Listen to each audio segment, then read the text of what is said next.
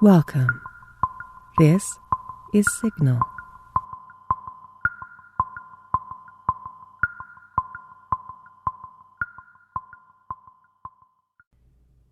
The Descendant by HP Lovecraft.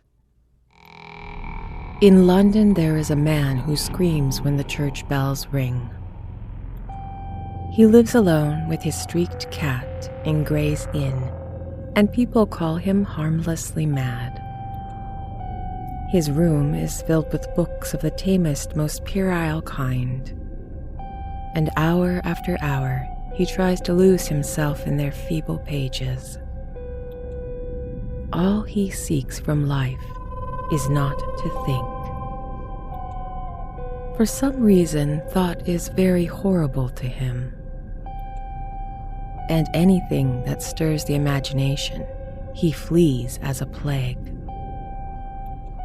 He is very thin and gray and wrinkled, and there are those who declare that he is not nearly as old as he looks. Fear has its grisly claws upon him, and a sound will make him start with staring eyes and a sweat-beaded forehead.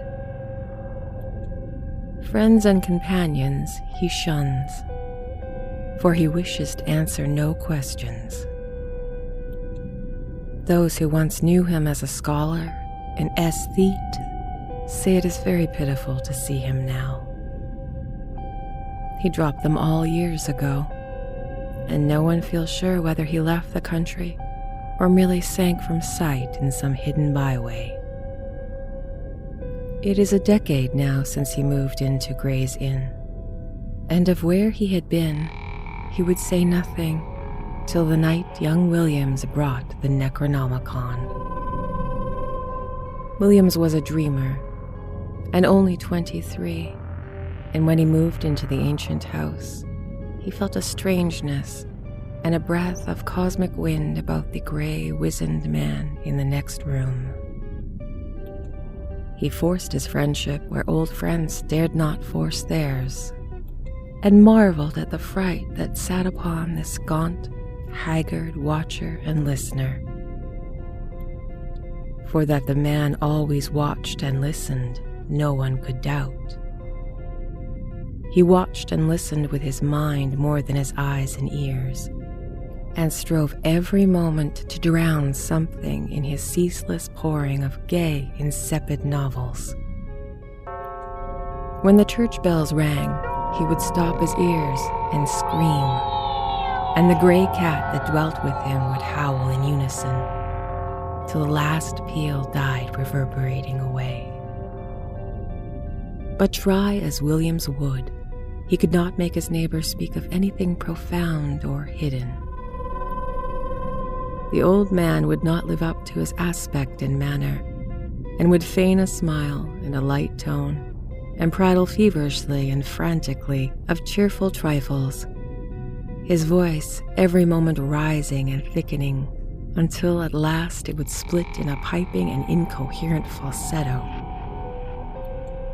That his learning was deep and thorough, his most trivial remarks made abundantly clear, and Williams was not surprised to hear that he had been to Harrow and Oxford.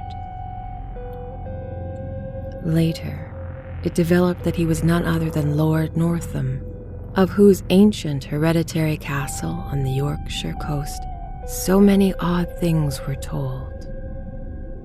But when Williams tried to talk of the castle, and of its reputed Roman origin, he refused to admit that there was anything unusual about it. He even tittered shrilly when the subject of supposed undercrypts, hewn out of solid crag that frowns on the North Sea, was brought up.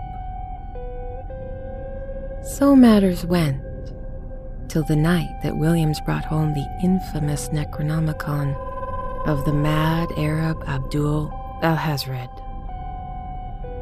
He had known of the dreaded volume since his 16th year, when his dawning love of the bizarre had led him to ask queer questions of a bent old bookseller on Canto Street, and he had always wondered why men paled when they spoke of it.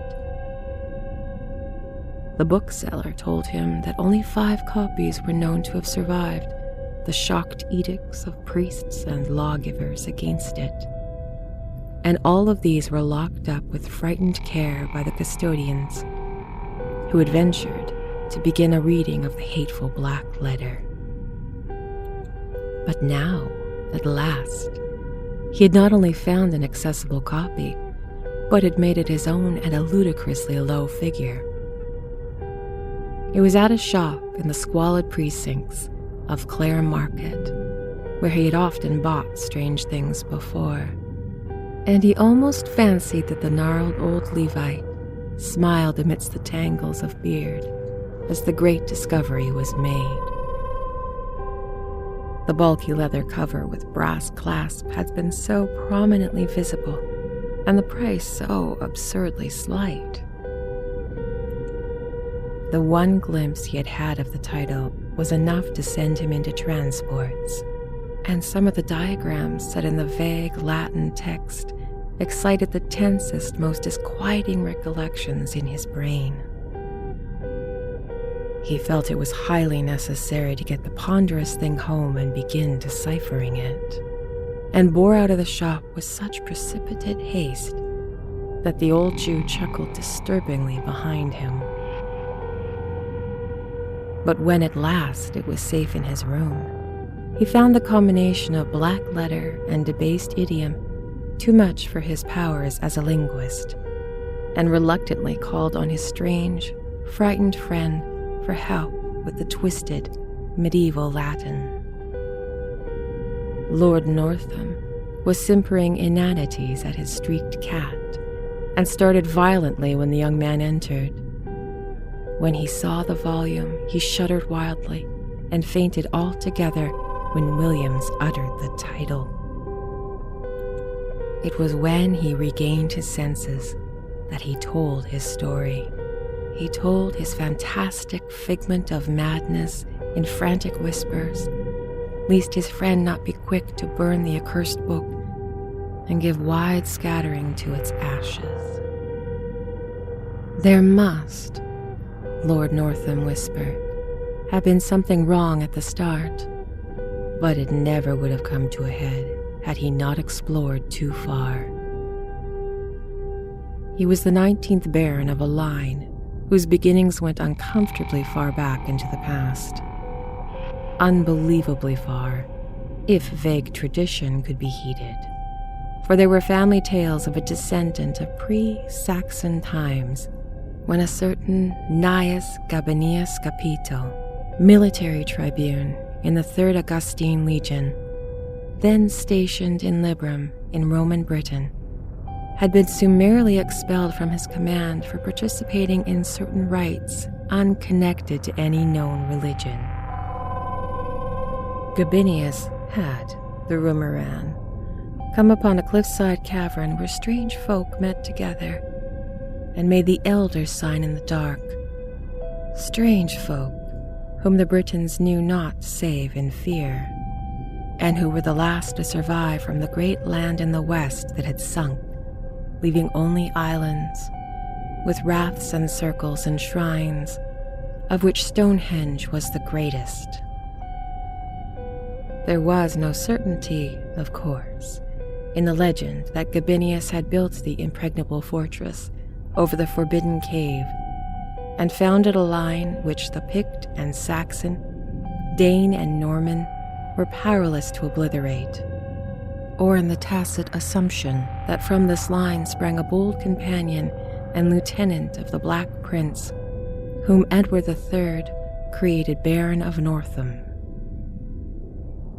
These things are not certain, yet they are often told, and in truth, the stonework of Northam Keep did look alarmingly like the masonry of Hadrian's Wall. As a child, Lord Northam had peculiar dreams when sleeping the older parts of the castle. He had acquired a constant habit of looking back through his memory for half amorphous scenes and patterns and impressions from which formed no part of his waking experience. He became a dreamer who found life tame and unsatisfying, a searcher for strange realms and relationships once familiar, yet lying nowhere in the visible regions of Earth.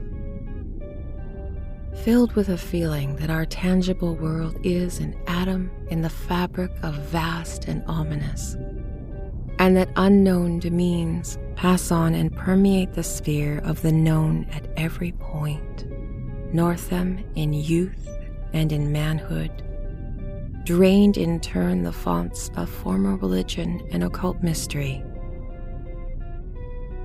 Nowhere, however, could he find ease or content, and as he grew older, the staleness and limitations of life became more and more maddening to him.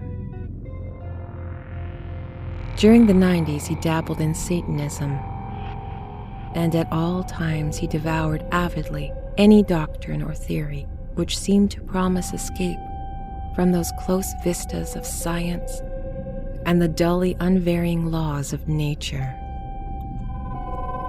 Books like Ignatius Donnelly's chimerical account of Atlantis he absorbed with zest, and a dozen obscure precursors of Charles Fort enthralled him with their vagaries.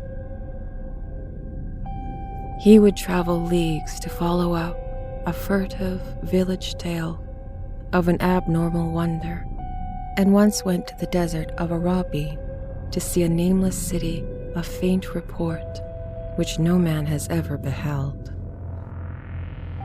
There rose within him a tantalizing faith that somewhere an easy gate existed, which, if found, would admit him freely to those outer deeps whose echoes rattled so dimly in the back of his memory.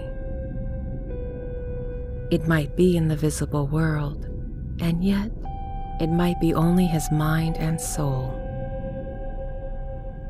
Perhaps he held within his own half-explored brain the cryptic link which would awaken him to elder and future lives in forgotten dimensions, which would bind him to the stars and to the infinities and eternities beyond them.